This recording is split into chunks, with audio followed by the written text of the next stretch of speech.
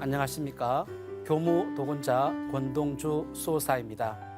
시청자 여러분, 사람 사는 세상에 인간이 찾아야 할 보물이 있습니다. 그것은 바로 나 자신입니다.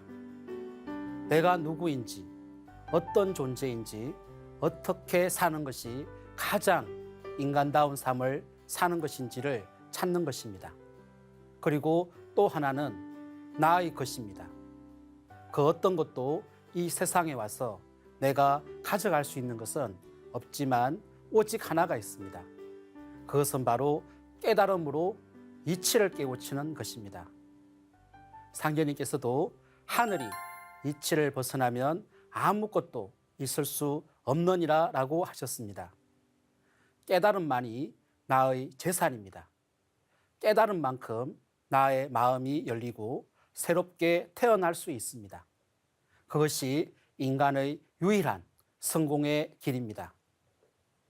태상 종도사님께서 전해주신 대도의 말씀, 하늘과 땅의 이치를 밝혀놓은 천지의 도 춘생추살. 오늘은 지난 시간에 이어 4장 신명공사로 새 세상을 여셨다라는 제하로 내려주신 안운산 태상 종도사님의 말씀을 공부하겠습니다.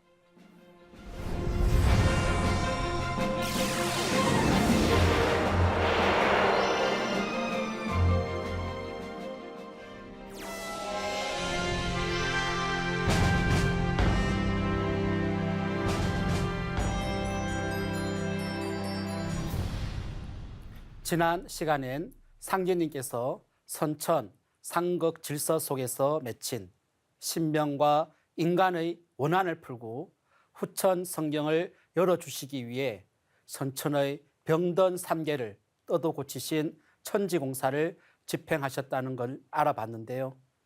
상견님은 천지공사를 집행하시면서 먼저 천상 신도세계를 바로잡아 통일하시고 조화정부를 조직하셨습니다.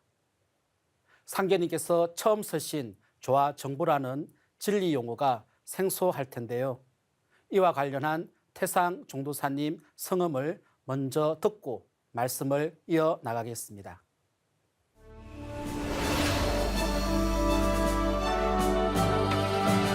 여름과 가을이 바꾸는 하추가 효력이 될 때는 반드시 봄, 여름 상극이 사배한 그 세상에 역사 과정에서 생긴 그 신명들을 전부가 다 모아가지고서 신명세계를 조직해가지고서 거기에서 신명해원공사를 봐가지고서 다음 세상 둥글어갈 그 틀을 짠다 이 말이야.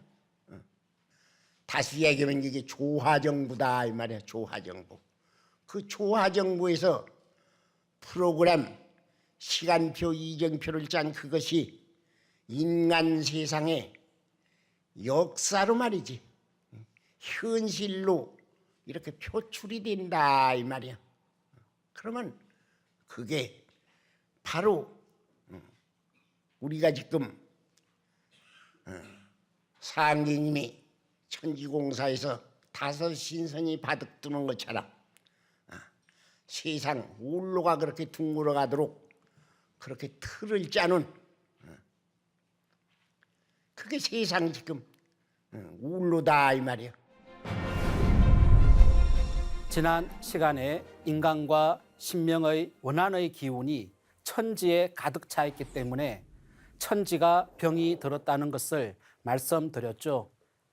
이 병을 치유할 수 있는 유일한 길이 원한을 풀어주는 회원입니다. 그래서 상견님께서는 병든 천지를 건지기 위해서는 모든 법을 합한 신통변화와 천지조화의 신권을 써야 한다고 하셨습니다. 조화는 무엇과도 하나가 될 수 있는 것입니다. 하나가 되지 못하기 때문에 원한이 발생합니다. 또한 원한의 문제는 강압으로 해소될 수 있는 문제가 아닙니다. 강압은 일시적인 효과는 있지만 영원한 해결책이 아닙니다. 그래서 상견님은 먼저 모든 것을 풀어놓고 각기 자유행동에 맡기셨습니다.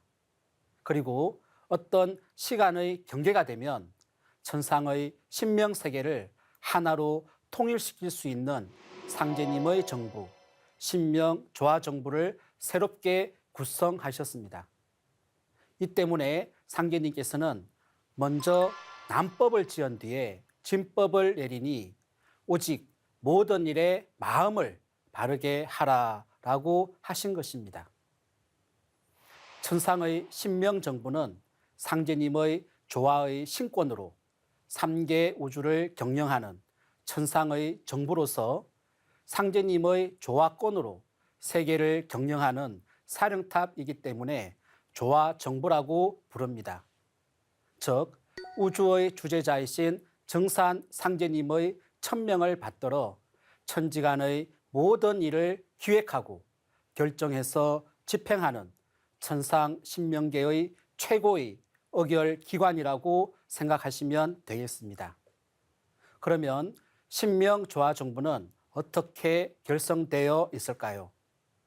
이 조화정부에는 크게 인류사에서 원한 맺혀 죽은 망고 원신과 역적죄를 쓰고 죽은 망고 역신, 인류에게 큰 깨달음과 문명을 열어준 세계 문명신과 도통신, 지방과 나라를 수호하며 뿌리가 되는 지구촌 각 민족의 시조신인 세계 지방신, 그리고 각 성씨의 조상 설령신들이 역사 발전에 기여한 공덕에 따라 각기 역할을 맡아 참여하고 있습니다. 그런데 왜 상제님께서는 원신과 역신도 천상 신명조화정부에 참여시켰을까요? 이에 대해 태상 종도사님께서는 세상을 근본적으로 바로잡고 좋은 세상을 만들려면 신명들을 먼저 회원시켜 주어야 한다. 좋게 이화를 해서 좋은 세상을 만들어야지 달리 무슨 방법이 있겠는가라고 말씀을 내려주셨습니다. 원한의 살기를 바라는 무수한 원신과 역신을 다 회원시키기 위해서 상제님께서는 앞으로 오는 좋은 세상을 여는 주체로 원신과 역신을 천상 공정에 참여시키신 것입니다. 다시 말씀드려서 천지공사는 선천 5만 년 동안 원과 한으로 살다간 묻 신명들을 공사의 재료로 하여 그들의 원과 한을 사람의 역사에 투영하여 신인 합일로 다 풀어냄으로써 선천 말에서 후천으로 넘어가는 인류 역사가 상제님께서 뜻하시는 대로 전개되어 나가도록 프로그램을 짜신 것입니다. 즉 상제님이 3개 대권으로 먼저 신명들의 원한을 끌어주시고 대우주의 신명들을 결집하고 통일하여 새 질서로 나아가는 이정표를 짜신 것, 이것이 바로 상제님의 9년 천지공사입니다.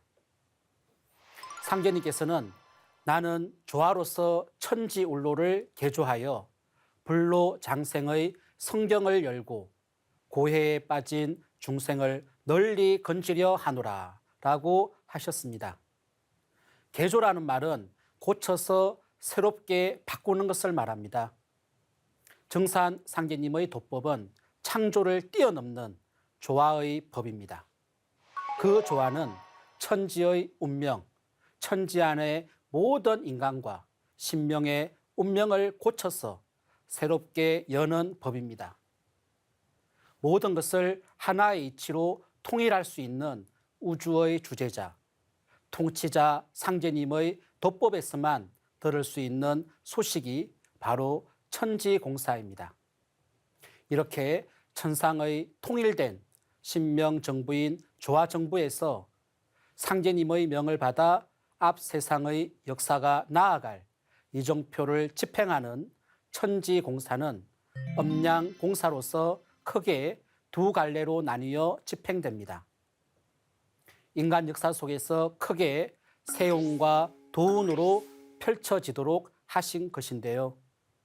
세계 정치 질서의 울로를 개조하신 것을 세운 공사라고 하고요. 상제님 대도 진리가 이 세상에 펼쳐지고 마침내 구원을 완결하기까지의 모든 과정을 확정해 놓은 것을 도운 공사라고 합니다. 상제님은 세운 공사에는 원한 맺혀 죽은 원신들을 역사케 하여 해원을 시키시고, 도운 공사에는 천하를 바로잡아 건지려는 큰 뜻을 품었으나 시세가 불리하여 그 뜻을 이루지 못하고 죽은 역신들을 투사하여 신명 해원 공사를 역사하셨습니다. 좀 더 이해를 돕기 위해 세운 공사와 도운 공사에 대해 다시 말씀드리면요. 세운이란 문자적으로는 세상 세자의 운수나 운명, 운동을 가리키는 운자로 인간 세상이 나아가는 길이라는 뜻입니다. 세운 공사는 지구촌, 인간 역사가 변해가는 틀과 인류 역사의 새 질서를 신명조화정부에서 이미 정해 놓으신 것으로서 이는 세계 질서, 국제 정치 질서로 드러나게 됩니다. 그래서 상제님께서 짜놓으신 세상 운명의 틀을 알면 현 시대의 결말과 새로운 출발을 알 수 있으며 이 세상이 어떻게 매듭지어지는지, 이 세계가 어떤 과정을 통해 개벽 상황으로 들어가게 되는지를 알 수 있습니다. 도운공사는 상제님 진리의 도맥과 종통, 법통이 전수되는 울로를 짜놓으신 공사로서 상제님의 진리가 이 땅에 출현하여 어떻게 뿌리를 내리고 어떻게 가을 우주개벽을 극복하고 인류를 구원하여 상제님의 조화낙원 세계를 건설하게 되는가 하는 대도 구원의 전 과정을 짜놓으신 것입니다. 그런데 이 세운과 도운공사는 각각 별개가 아니라 현실 역사에서 수레의 두 바퀴처럼 서로 맞물려서 전개됩니다. 그리고 삼천이라야 내 일이 이루어지느니라 라고 하신 상제님 말씀에 따라 크게 3번 변해서 선천세상이 매듭지어지는데요. 세운공사와 도운공사의 구체적인 내용은 5장과 6장에서 알아보겠습니다.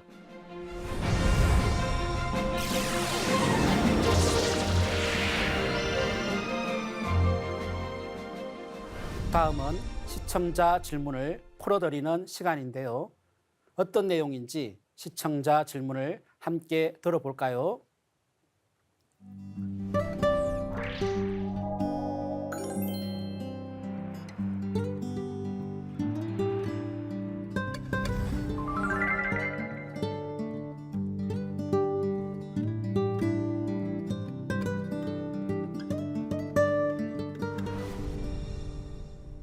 네, 질문하신 것처럼 인류의 미래를 설계한다?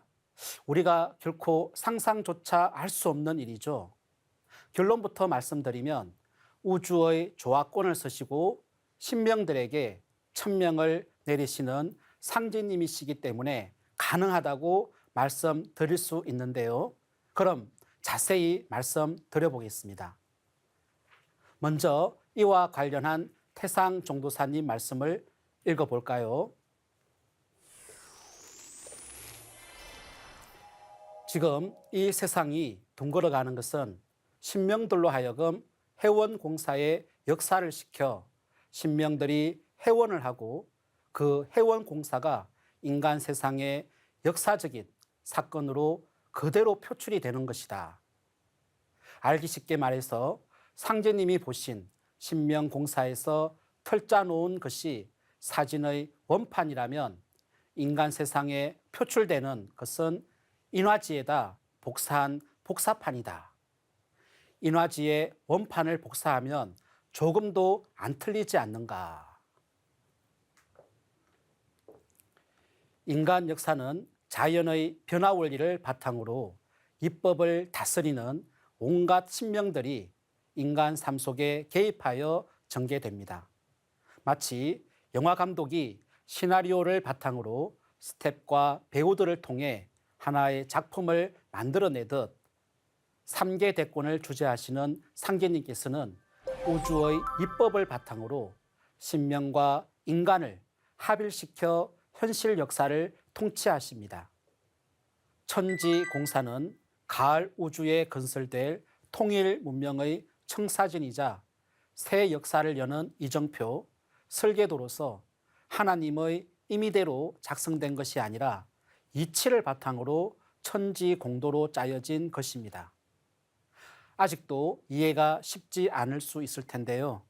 상계님께서는 하늘에 가면 그 사람의 조상 가운데에서도 웃어른이 있어서 철부지 아이들에게 천자문을 가르치듯 새로 가르치나니 사람은 죽어 신명이 되었어도 공부를 계속하느니라. 죽었다고 당장 무엇이 되는 것은 아니니라라고 하셨는데요.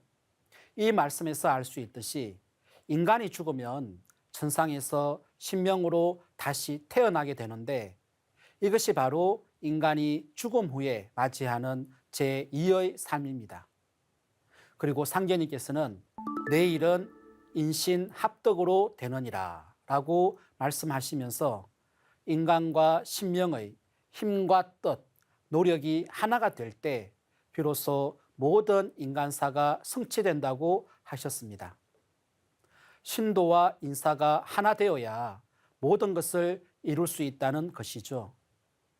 또한 상계님께서는 진리의 삼박자인 이신사의 원리에 따라 천지공사를 집행하면서 자연의 이법을 바탕으로 하여 천지신명들을 거느리시고 인간 역사가 나아갈 신천지 새 문명의 설계도를 만드셨는데요. 설계도에 따라 집을 짓듯이 모든 인간은 상계님이 새 역사의 심판공사로서 짜놓으신 천지도수를 현실 역사에 실현해 나가는 것입니다. 따라서 천지공사는 가을철을 맞아 우주의 통치자 상계님께서 인간과 신명을 데리고 천천의 병든 천지인 삼계를 뜯어 고치신 대개벽 공사이며 하나님이 친히 기획하신 가을 우주 통일 문명의 설계도이자 청사진이라고 할 수 있습니다. 다시 말씀드려서 지상의 인간이 주체가 되고 천상의 신도가 인간과 음양짝을 이루며 일체의 원리로 함께 역사함으로써 후천 5만 년 조화 성경의 찬란한 새 역사의 문을 열어가는 것인데요. 그러므로 인식의 지평을 활짝 열고 내가 바로 새 우주 역사 건설의 주체라는 사실을 크게 깨칠 때 비로소 상계님의 천지공사 틀을 올바르게 이해하고 후천 성경 건설에 동참할 수 있게 되는 것입니다. 지금까지 살펴본 것처럼 천지의 시간과 공간의 질서가 바뀌는 하추 교역기에는 상계님께서 내려보내신 성자와 성인들의 가르침과 교화로는 구원의 한계가 있습니다. 그래서 성부 하나님이신 상계님께서 직접 인간 세상에 오셔서 진단하시고 새로운 천지의 집을 지을 수 있는 시나리오, 설계도를 전해주셨습니다. 이 설계도를 반드시 지어야만 모든 인류는 새하늘과 새 땅에서 새로운 천지집을 지을 수 있습니다. 그것이 바로 우리 인류가 가을 개벽기에 해야 할 일입니다. 그것을 상계님께서는 성사제인이라고 하셨습니다. 일을 이루는 것은 사람에게 있다는 말씀이죠. 그래서 태상 종도사님께서는 모사는 제천이라 상계님이 천지공사로 앞세상 둥글어 갈 터를 이미 짜 놓으셨다는 말씀이다. 그리고 성사는 제인이라 그 틀 그대로를 집행하는 것은 사람에게 맡겨 놓으셨다라고 하셨는데요. 삼국지를 보면 모사제인, 성사제천이라는 말이 나옵니다. 모사는 사람에게 있고 성사는 하늘에 있다는 말인데요. 그런데 상제님께서는 이와는 정반대의 표현인 모사제천 성사제인이라고 말씀하셨습니다. 모사제천이라는 말은 새 역사가 전개될 프로그램은 상제님께서 물 셀 틈 없이 굳게 짜놓으셨다는 말씀입니다. 그러니 한치의 오차도 없이 상제님의 천지공사에 그려진 대로 세상은 변화해 가는 겁니다. 그러나 성사는 제인이라.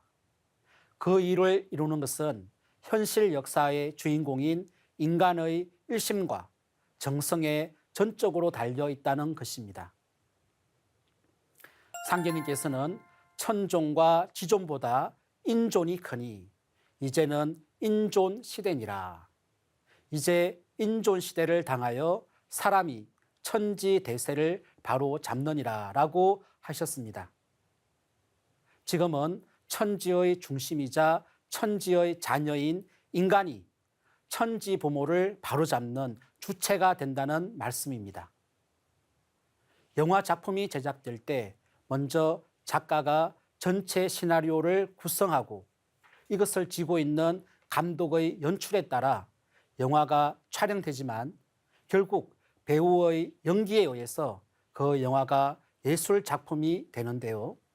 아무리 시나리오가 잘 구성되어져 있더라도 현실에서 배우가 제대로 된 연기를 하지 못한다면 아무런 소용이 없는 것과 같은 이치입니다. 그리움을 담은 것이 그림이고 그림을 꾸미는 것이 꿈이라고 합니다. 천지의 꿈을 제대로 파악해서 그 꿈을 늘 잃지 않고 현실로 드러낼 수 있는 존재가 바로 인간입니다. 인간만이 천지의 뜻을 그릴 수 있고 뜻을 완성할 수 있습니다. 그 길을 정산 상제님께서 열어주셨습니다. 태상 종도사님께서는 이때는 하늘도 성공하고 땅도 성공하고 사람도 성공하고 신명도 성공하는 때이다. 그런데 하늘도 땅도 사람도 신명도 상제님 천지공사의 틀 속에 수용을 당해야만 성공을 할 수가 있다라고 하셨습니다. 왜 그럴까요? 천지의 이치가 함축되어 있는 것이 천지공사입니다. 바로 이 천지공사의 정신을 알면 상제님의 역사 섭리의 정신, 이치를 알 수 있습니다. 단순히 수용당하는 것이 아니라 이치에 수용당해야 성공할 수 있다는 말씀입니다.